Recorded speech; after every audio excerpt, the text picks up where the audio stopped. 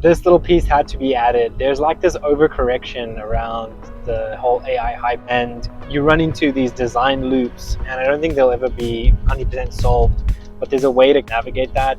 Same with what I found to be AI bot babysitting, or like my wife likes to call it, babysitting my AI, my bots. And the agent hype and all that, it's really just task-driven things for your team.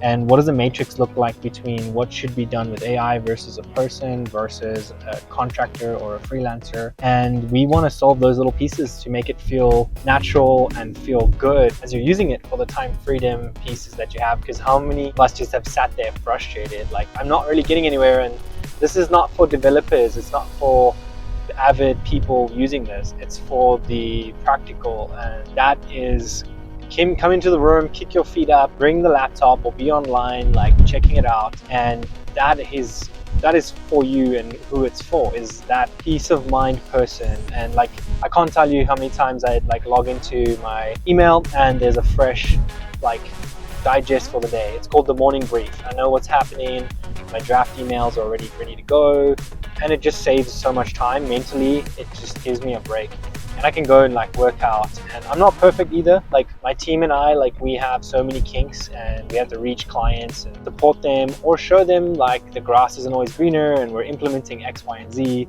and getting things done, or thinking about all this stuff for them. So, and we want to be that catalyst for your brand. To say, sit down and say, hey, like, more than a marketer, we're a systems builder.